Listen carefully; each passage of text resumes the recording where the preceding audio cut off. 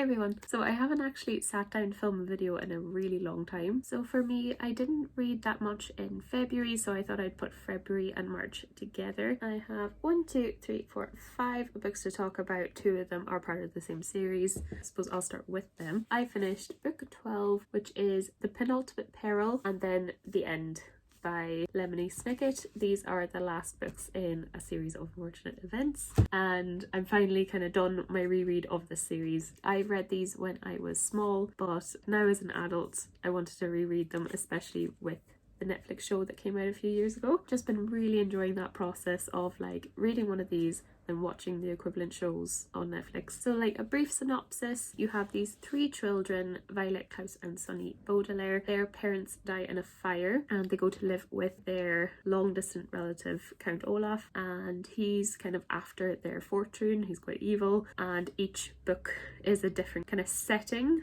for a series of unfortunate events. So it's quite a like dark tone for a middle grade. Yeah, generally I think these would be aimed at maybe 12, 13, 14-year-olds. Not small kids, but maybe like branching into teens. I think if you were roughly that age group, you'd really enjoy these. Like, because Klaus and Violet are those ages as well. So yeah, each book is as good as the other. I actually rated The Penultimate Peril as 5 stars, where the rest of them were kind of 4-star for me. Penultimate Peril just set the bar very high. It's a very satisfying story. I think a lot is revealed in this one, and there's some characters introduced that are really intriguing, and just how this plot plays out is just really fantastic. Have the kids, they learn basically the secrets of VFD. They have to disguise themselves as concierges at this hotel to try to find out who in the hotel is noble and who's not, and who's on their side, who isn't. There's actually a section of this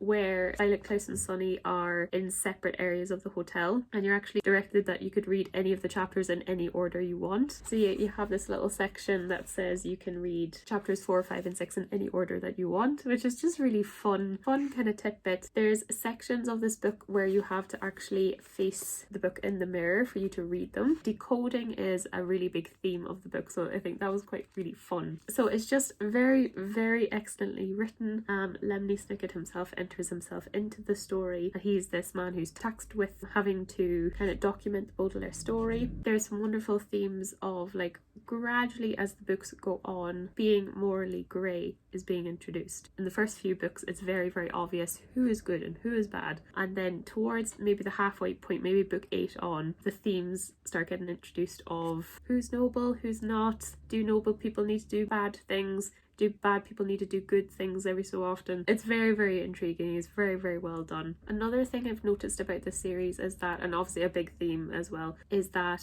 life isn't satisfying and won't give you things in a perfect bow, and that's especially in The End. So we have the end of this kind of chronicle of the Baudelaires. Basically not everything is answered, and in a weird way it's not a very satisfying ending because everything isn't tied up in a pretty little bow. If it was, it would have been a disjustice to the series. The whole theme is that there's things in life that you won't be able to figure out. That's very much the case for this. Actually, the show on Netflix maybe reveals 1 or 2 more things and ties things together a little bit more than the books do and the series does, but that is done intentionally. So I could see why some people might be like, what was the answer to this? We didn't get the answer. But that's the whole point. And then things happen that are quite shocking, but then if you knew the whole picture, if you knew all the fabric workings of what was going on outside the Baudelaire's lives, they would make sense. But that is the whole point. That's the whole theme of this series, and I really love it. It's very intelligent for a middle grade series. It's very well written. I really did enjoy the ending. Probably a little ambiguous, which is quite nice. I really like endings that are a little bit open-ended. But yes, I think ultimately though, I think I did prefer Penultimate Peril out instead of The End. I think I kind of nearly wish that this was the setting for the end one, maybe. But no, very happy with how it wrapped up. I really like Count Olaf's characters in these last 2 books. You kind of reveal more about him. He's not just this kind of like solely evil figure. He still is, but you kind of understand him a bit more and you understand what happened to him a bit more. But yeah, I think if you are going to read these, definitely watch the show alongside. I think I highly recommend that. The show is so honourable to the books. When it takes deviations, it does it so kind of respectfully and really well. Like, it just kind of tells maybe the same thing in a different way. But yeah, I've just thoroughly thoroughly enjoyed reading and watching this series. So yeah, excellent middle grade series. So the next book I read was You and Me on Vacation by Emily Henry. I read this because I'm doing a video on the Goodreads 2021 winners, and this won the romance category.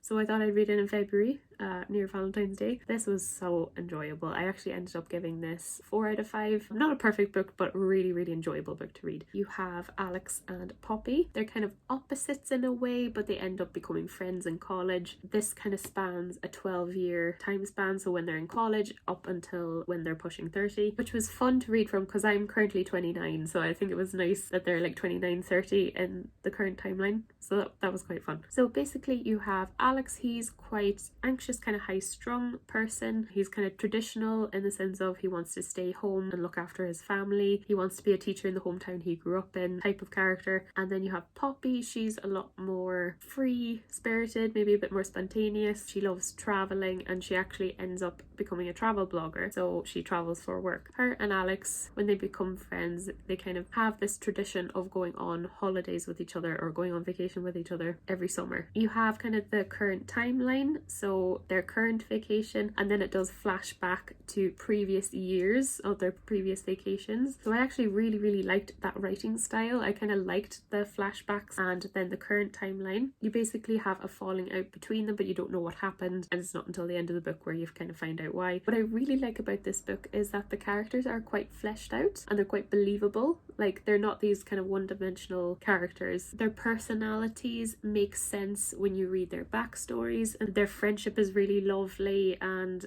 in terms of a romance, it's a very slow burn friends to lovers kind of trope, and it's actually very nice and realistic in a little way. But it's kind of fun reading about their past throughout their 20s and their past other, their relationships and stuff. The other characters, like the side characters, are all very believable and good as well. So yeah, just the bad points for me though were one or two kind of cringy lines kind of coming up. There was a line about how Alex has a sad puppy dog face, and I didn't like it the first time it was mentioned, and I didn't really like it the 10th time it was mentioned. There were just a few kind of some cringy lines, but this is a rom-com, so that's kind of expected. Obviously, without spoiling anything, because I want these reviews to be spoiler free, the ending kind of ties things up in a nice little bow. The ending kind of felt a little flat for me. I think the reveal of the falling out and kind of the ending was good and satisfying, but maybe not as dramatic as I was hoping it would be.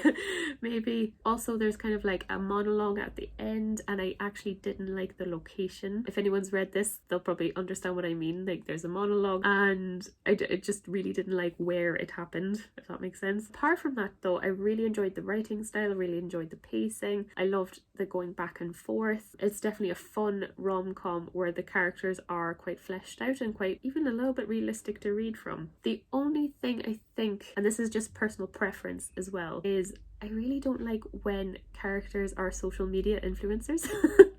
I think it's done well enough for Poppy actually, but Poppy has her best friend who is kind of a lifestyle blogger. She's this kind of artsy type who says this is all fake. She's a successful lifestyle vlogger, but then on the other hand, she has this duality to her, which I just didn't really quite believe. It's not a big theme in the book or anything like that, but it's just a little thing that I always kind of go like, ugh, about it whenever it's mentioned in a book, because I just think it's not going to age well. This will definitely be a product of its time. I loved it. It was a really solid book. Gave it 4 out of 5 stars. Emily Henry has a new book coming out this summer, or this May I think. I don't know what it's called, but I do want to get to it. She also has Beach Read. That's another book that I want to get to. I think that's about 2 authors who are rivals. Also a little confusing. This in the States is People We Meet on Vacation, where in Europe I think it's You and Me on Vacation. Don't really know why, probably some licensing thing. Both titles make sense once you read the book. Both of them make sense. I think You and Me on Vacation makes more sense. Still had that fun rom-com-y feel with a little bit of realism in it as well. Like, I really liked how the issues the characters were having, they kind of sorted it out externally, like through friends, through therapists, through their families, rather than with each other, which is quite nice. And then In terms of steaminess, it's not the most steamy. It definitely has one or two sex scenes, but it's not crazy over the top. More friends falling in love type romance. But yeah, really enjoyed this and definitely would read anything Emily Henry releases in the future. Very quickly, I'm going to mention that I listened to Harry Potter and the Goblet of Fire. This took me a while. I really took my time with this, but I'm listening to the Stephen Fry audiobooks. I've never listened to them before, so I thought I'd give them a go. I've just been kind of listening to it when I've had kind of longer journeys. I'm actually currently nearly finished Order of the Phoenix at the moment actually, but yeah, really enjoyed the Goblet of Fire. It's definitely my favourite Harry Potter. I just love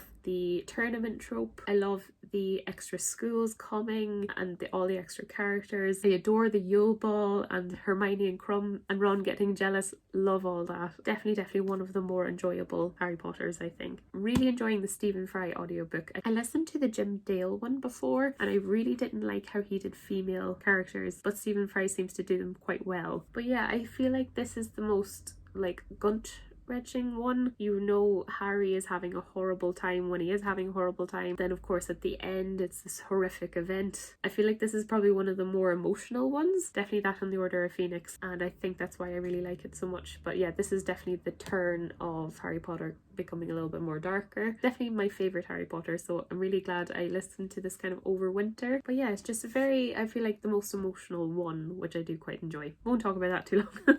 The last book I have to talk about is Project Hail Mary by Andy Weir, and this is amazing. This is so good. I'm really sad actually. I had this in a suitcase and it got really dirty. I don't really know what happened. This was such a fun book. You basically have this extraterrestrial life that is taking energy from the sun. Scientists have found out that the energy is being drained, so that means that the temperature of Earth will decline and the apocalypse will happen basically. Food will run out, famines will start, there'll be another ice age, everything like that. Earth has come together to build this spacecraft and save humanity. So they found out that there's a solar system where there's a star not being affected, so they want to go to it themselves and see what's happening and gather data. For this, you have your main character, and he'll remain nameless at the moment. He wakes up on this ship and he has no idea what's happening. He has totally lost his memory. So actually the writing style is him getting snippets of his memory back and him realizing what he needs to do and how he needs to do it and how he even ended up on the ship in the first place. The writing style is him currently on the ship and flashbacks of him back on Earth when Earth is finding out what needs to happen. So the writing style is a string of consciousness kind of style, and it's so funny.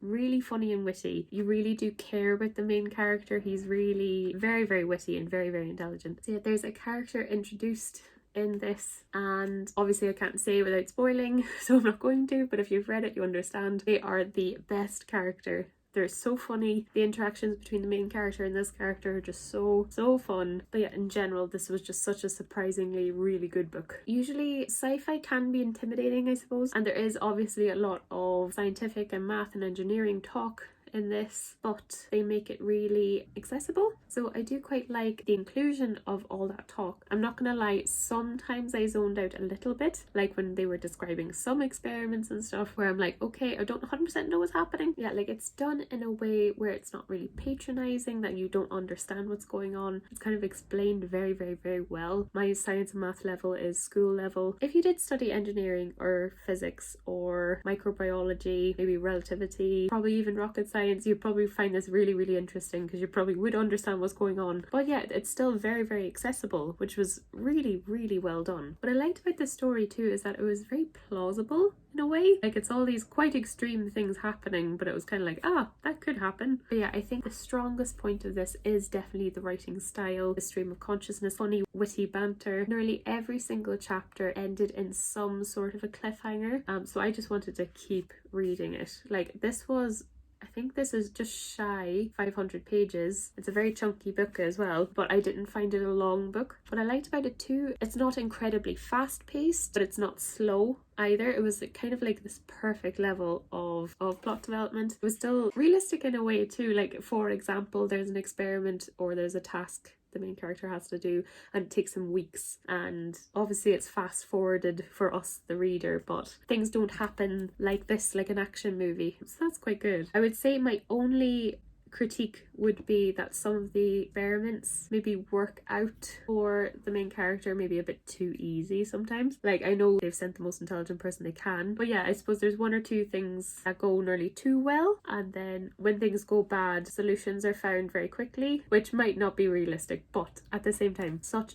a fun book, so well written. If you're not a fan of sci-fi, I still think you should go for it. But yeah, I've been reading this as part of the Goodreads challenge that I'm doing, and I'm so glad I picked it up because I don't think I would have otherwise. It's still really a fun, accessible, really unique and special book, and I know it's only March, but I honestly think this will still be one of the best books I read this year. Hello, so different time, different location, but I actually didn't get my February and March video up in time, and actually April has passed. So I thought I would just add on the books that I read in April as well. So I only read 3. I read Harry Potter and the Order of the Phoenix, 2 for Joy, so the Magpie Society, and then I read Beautiful World, Where Are You by Sally Rooney. So yeah, I thought I would just like tack this on to the end of the video. So yeah, the first one was Harry Potter and the Order of the Phoenix. Don't really need to go into too much detail here, but I did listen to this for the first time with the Stephen Fry audiobook. Just anytime I was traveling. I do tend to travel quite a bit on buses, so I did listen to this whenever I had a chance, and I do actually really like this book. So yeah, I do remember when I read these as they came out back in the early noughties, I think this was probably my least favourite one, but now rereading them as an adult, I do really enjoy this one. Definitely heavier, Harry's going through a lot. The story is very clunky, like it's definitely, I think it is the longest Harry Potter book, I'm pretty sure. So there's a lot going on. It's quite heavy, but I do kind of really enjoy kind of Harry's attitude. Even though it's a bad one, you can tell how he's a bit more snappy, how his personality is changing a little bit as it gets older, plus all the stress in his life. Obviously a bit of a sad ending too. This one as well, I feel like the movie does some things a little bit better than the book does, especially like the end fight scene. Like, they cut a lot out, and I actually think that's for the benefit, because I do think it's a wee bit too convoluted in the book. But, you know, it's Harry Potter, I won't go on too long. But I did enjoy this reread, and it is a bit of a comfort read for me. The next one was 2 for Joy. So this is the Magpie Society. This is written by Zoe Sugg and Amy McCulloch. So Zoe Sugg, Zoella, if you didn't know, and this is actually the sequel of a duology, and the first one's called One for Sorrow. I'll link the video where I talked about the first one because I did kind of berate it a little bit, but I did like it enough that I thought I would go for the second one just to see what happens. For me, this is actually better written than the first one. Still not greatly written. There's definitely parts where it nearly doesn't explain how two characters get from one area to another. Characters seem to kind of like change their emotions unexpectedly. The plot is very far-fetched, even though it is a little interesting. So for me, reading this, I was like, this is probably like a 2-star. I have to say, I think the ending really upped it for me. I actually ended up giving it a 3-star on Goodreads. I can't really talk about the synopsis too much because this is a sequel, but basically the first one, it's set in this boarding school. You have 2 perspectives. So you have Zoe Sugg writing Ivy and then Amy McCulloch writing Audrey. Ivy is this kind of like prodigy in the school. She's like head set to be head girl. And then Audrey is from America and she just moves over to the UK. There's a death in the school and they kind of get wrapped up in kind of solving the mystery of what happens. So it is a bit of a murder mystery type book. I will say the things that made me frustrated, like people not going to the police when they think they should do, or thinking they can handle it themselves. The ending kind of explains that. So there was a few things I was like, oh, this is really frustrating. But I think this duology would really reward a reread because there is quite a huge twist at the end. And I kind of guessed it, but then I kind of didn't either. I was like, oh no, maybe no, the whole time reading it. And the ending was fantastic. It was very dark. And I actually am really glad that it had a dark ending rather than kind of wrapping things up in a tiny little bow. I think for thrillers I do like sad endings. There was some things in this that I nearly feel like I need to reread it to give a proper review because I do think the twist doesn't make sense every so often. There's a little bit of unreliable narration. It does try to emote feelings as well, which I never really got. Like there is a bit of a cliffhanger in between part 1 and part 2 in this book, and I didn't really feel like I think the authors wanted me to feel. But yeah, it is a little bit silly. It is a little bit very far-fetched. It was an enjoyable read and much better than the first one. There was some tropes and some cringy things that I just couldn't get over, where they're dialed down a little bit maybe here. Maybe they did listen to reviews, I'm not too sure. But if you thought the first one was okay, definitely do pick up the second one. Definitely wouldn't be for everyone. It is very silly. It is targeted as well for young adults as well, so the characters in here are like 17, 18, and I think that's definitely the target age for these books as well. But yeah, this was fun to read. I actually wanted to pick it up, which was surprising because I didn't really enjoy the first one that much. It's nearly like watching bad TV that's kind of indulgent a little bit. The thing is, I don't think it's very self-aware that it's kind of cringy in places. I think it is, the authors were trying to make it like a very serious murder mystery, and I never really got, you know, I was kind of like, this is a little campy. It was fun. Definitely not the best written book I've ever read. Definitely not. But yeah, I definitely need to reread these to see if the twist actually works or if they just threw it in there, because I don't know. I wasn't keeping tabs. But interesting and a little fun. So the next book I read was Sally Rooney's Beautiful World, Where Are You? This is her third book, I believe. I did read Normal People years ago, I think roughly when it came out, like maybe 2018 or 19. I really enjoyed Normal People, really enjoyed it. I've never read Conversations with Friends, but I do want to read it in time for the show coming out, and I read this because this was the Goodreads winner for fiction, and I'm currently doing a video on that. Rooney she can just encapsulate feelings so well, and I don't know, maybe I'm a little bit biased because I can kind of really relate to all the characters because everything's set in Ireland. This is set in Dublin and County Mayo, and I can really picture in my head what those places are like. I can picture what living in Dublin's like. I can picture what the Mayo countryside looks like, going out and stuff like that. Maybe why the characters act the way they are. I feel like I understand that because I understand what being Irish is, but still, I don't think you need to be Irish to enjoy to enjoy this. For me, this definitely wasn't as good as Normal People, though I still gave it 4 stars. Normal People was just maybe a little bit more emotive and interesting. So in this, you have 2 friends, Eileen and Alice. Alice is this famous author who recently just had a breakdown, and she moves to County Mayo just to kind of get away from the busyness of her life and to recover. And then Eileen is living in Dublin. She has a very kind of dead-end job that doesn't pay a lot of money, and then Alice meets Felix in Mayo, and he's a very interesting character. And then you have Eileen with Simon, and she grew up with him. He's a few years older than her. It's about Alice's and Eileen's friendship, but also separately their respective romantic relationships as well. I don't know, Rooney just really does create really believable characters. But yeah, I think just the plot I didn't find as intriguing as Normal People. I feel like this is less plot, as more characters. So yeah, Rooney also does her signature having no parentheses around when people say something. So sometimes you don't know if someone's said something or thought something. You don't actually know until the following sentence when it says Eileen said. So that's quite interesting. But definitely a character driven story. And they're all very flawed, but you still care about everyone. They're believable characters, and it's kind of written in a style of, you have kind of plot in one chapter, and then the next chapter is an email that Eileen and Alice are sending to each other. There's lots of talks in here about consumerism, about the world that we live in, about religion and the meaning of life. There's a lot of politics talk. Yeah, all the characters are looking for a beautiful life. What makes a life beautiful? I think Rooney does do that quite well. There's definitely parts where I felt was a bit, like maybe a bit too prestigious, or like she puts in a lot of emphasis sometimes around the actions that the characters are taking, even though they're not really big. So like maybe Alice making a cup of tea, or it'll describe what Simon's flat looks like what's sitting on the chopping board, things like that. And I felt those moments were a little bit maybe trying hard a bit too much. I don't think Rooney needed to include them so much, if that makes sense. I feel like she could have emoted the same thing just through the characters talking, of describing that the world is beautiful and little actions are beautiful. But yeah, Rooney does what she does best, and that's like encapsulating kind of melancholy and like loneliness and just different emotions like sadness, happiness. There is a lovely chapter here where Eileen's sister's getting married, and each character has a bit of a flashback and they're having quite nostalgic feelings, and I felt that was really well done. So yeah, if you're here for a plot, no,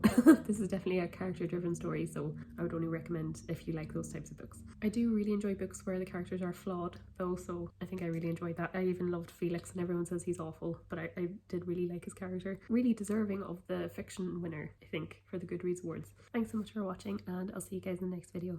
Bye.